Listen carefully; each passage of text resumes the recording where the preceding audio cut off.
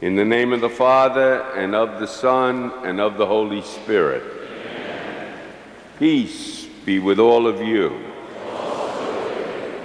And we're very happy to welcome you all to St. Agnes Cathedral for this wonderful ceremony of the ordination of